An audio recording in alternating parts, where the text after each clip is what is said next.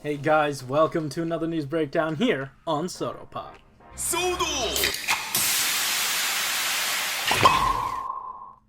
Alright, as always, I'm your host of Frozen Stratos, and today we actually have a ton of news this week. So much so that we split this up into two parts. This part is going to be talking all about SHODO Digimon, SHODO Pokemon, and a little bit of Shokugan Base.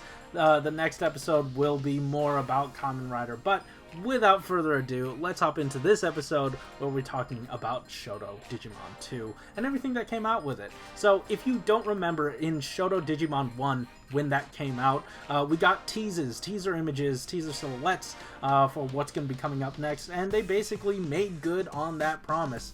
So first up, we have Metal Garurumon, who's looking very good. There's tons of paint over this thing. I'm noticing like 6, maybe 7 different colors over this guy, and I'm very excited about it.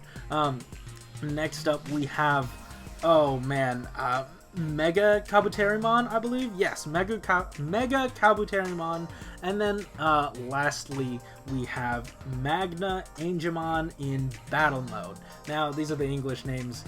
Feel free to correct me with the Japanese names in the comments down below. But we're not going to go too in depth to all the sort of details and stuff with these guys, just because there is a blog post that typically does this.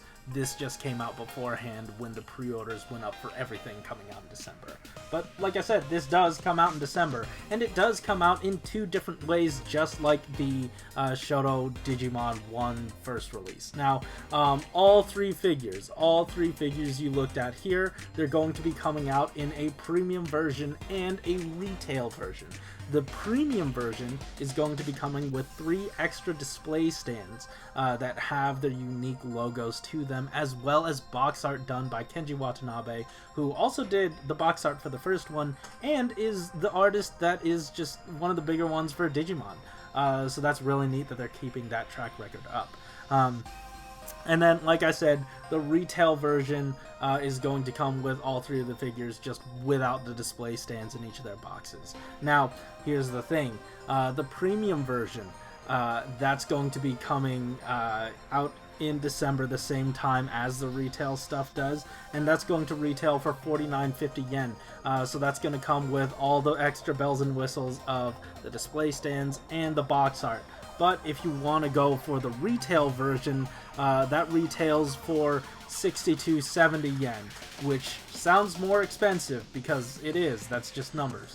But it is a 6-pack, so you're getting 2 of each figure, so you could split them with a friend, and that basically runs out to around 3,500 yen? 31.35 yen, not 100. So yeah, if you're interested in that, that could be an option. Just know that if you go with premium, that's going to be, you're going to have to do middleman fees and shipping and all that stuff, if they don't end up localizing it here in the States, or wherever you tend to live. So yeah. If any of what I said just sort of confused you, there are links in the description down below to the pre-order links for the Premium Bandai site, the Ami site, and the HLJ site, just so you can compare prices and see which one is the best fit for you.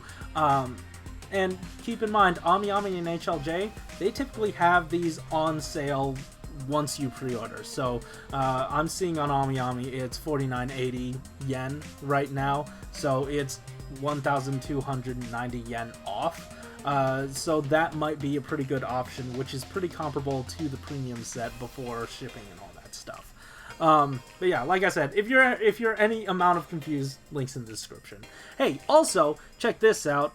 They teased the next few figures for this set for SHODO 3, and it's looking like Zuromon, Omnimon, and Lilymon. I know Omnimon has a second name. I forgot. Omegamon is another one of the names it goes by.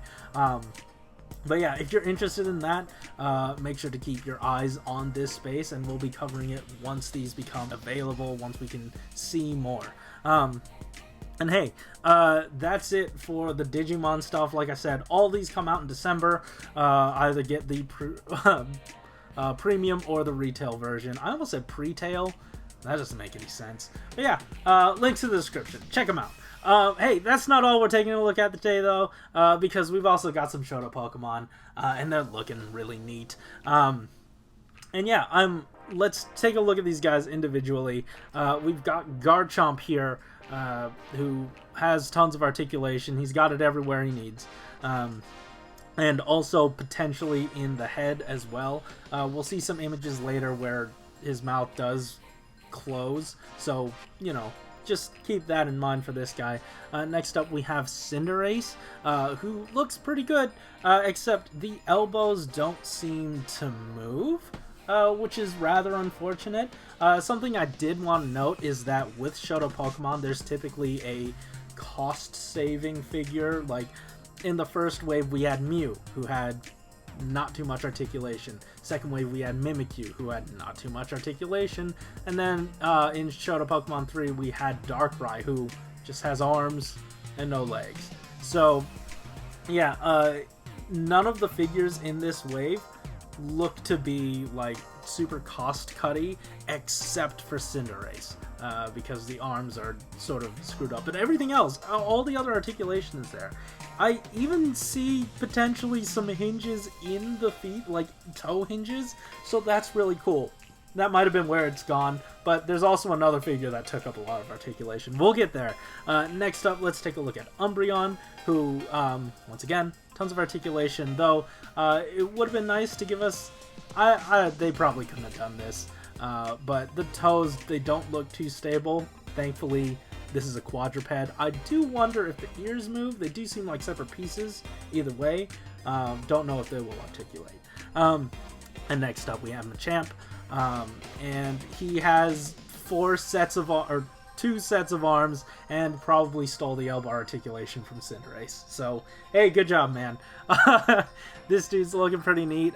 There are 4 figures and, as usual, a 5th accessory set.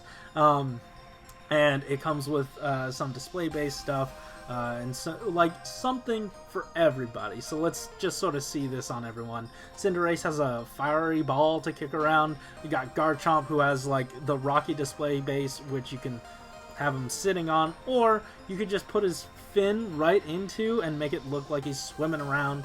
Umbreon is doing a moon thing. I asked someone about this earlier, and I've already forgotten. I'm very sorry, but it does seem like there is some neck articulation there, so that's neat.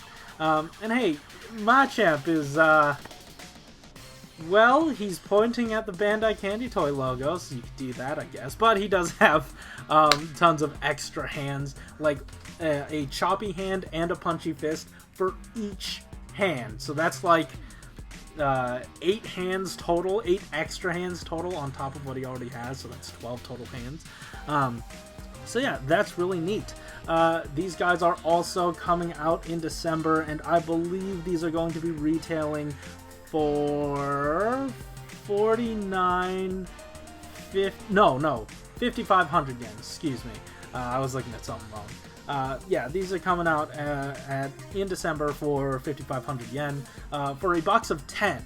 So 5,500 yen, box of 10, that means you're going to be getting them for 550 yen each, but make sure to get the accessory set as well.